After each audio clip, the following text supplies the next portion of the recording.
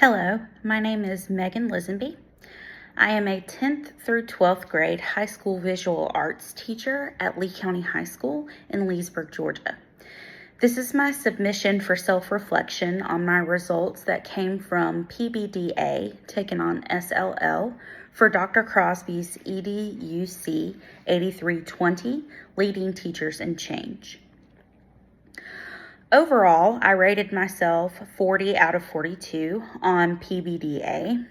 After considering each of the standards while answering, I felt that I exceeded expectations in all of them, with the exception of number 4, communication, and number 12, time management.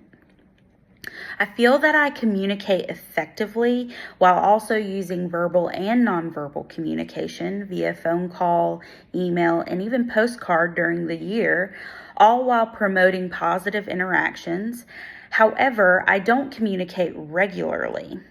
I do email and call when there are issues, but I feel that I could do a better job of updating parents and students on what is going on in my classroom regularly and reaching out to parents with positive praise for their students as well.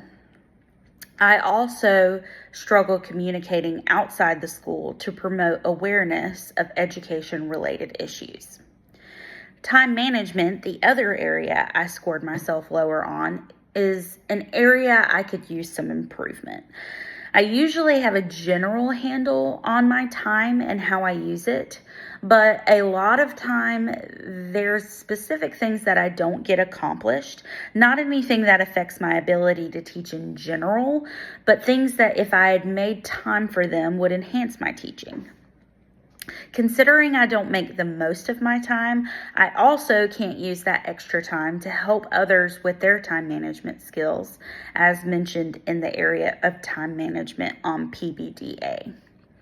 Ways I can improve my teaching and communication are developing a regularly posted newsletter, updating students on current and coming projects, and showing parents what students do regularly in the classroom.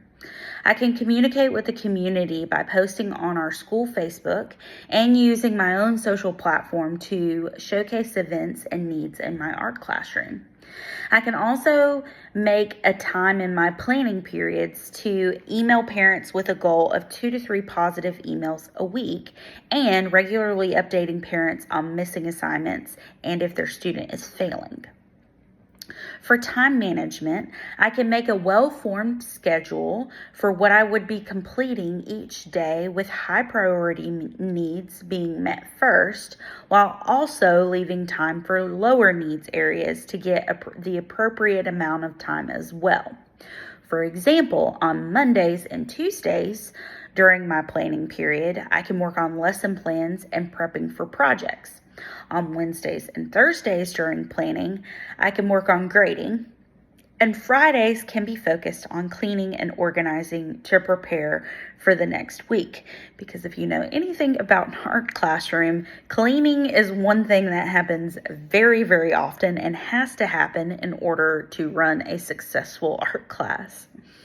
Additionally, I can use our collaborative group meetings weekly to talk to other teachers in my department about how they are accomplishing their own goals while sharing my ideas on how to manage time.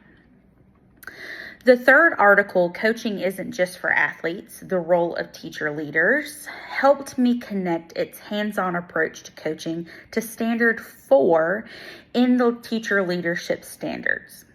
This standard states that candidates who complete the program are teacher leaders who model best practices in pedagogy and serve as mentors and coaches for other educators.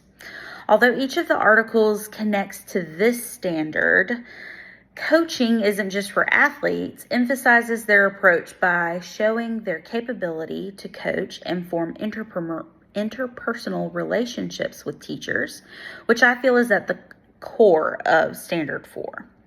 This article models effective applications of monitoring and instructing teacher learning, which is echoed in Standard 4.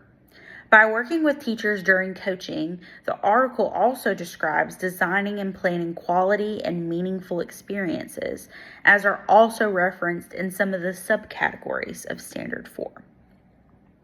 The PBDA helped me to better understand the expectations and implications of being a teacher leader and clarified the teacher leadership program standards. It also helped me understand where my strengths lie and where I could improve. I've used what I learned about myself from my self-evaluation to create a plan to help me in accomplishing my goals and scoring higher in the future.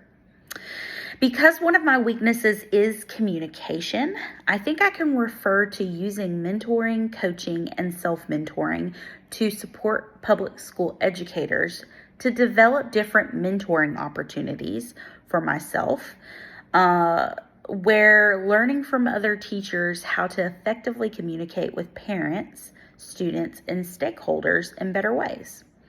The article explains many ways in which I can attain mentorship and which would best help me in communication.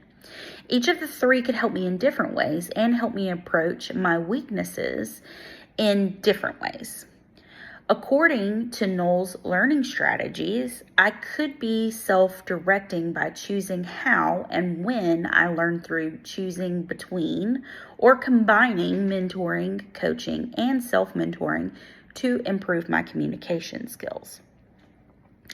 I can use all of the strategies I have learned on mentoring to improve myself as a teacher while also helping the teachers around me.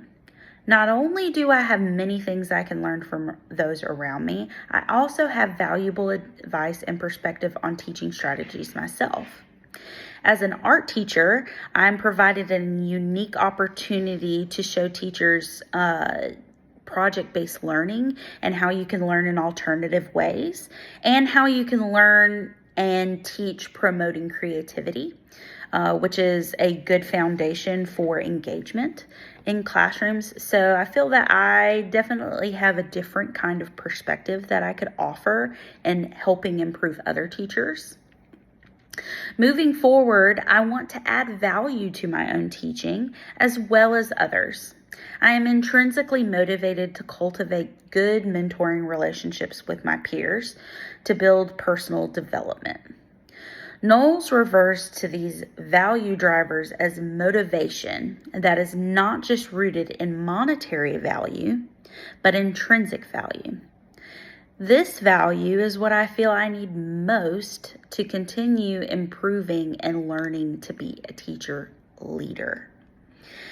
I think that just having motivation to be paid or get the pay raise or jump higher in leadership just for personal drives isn't enough.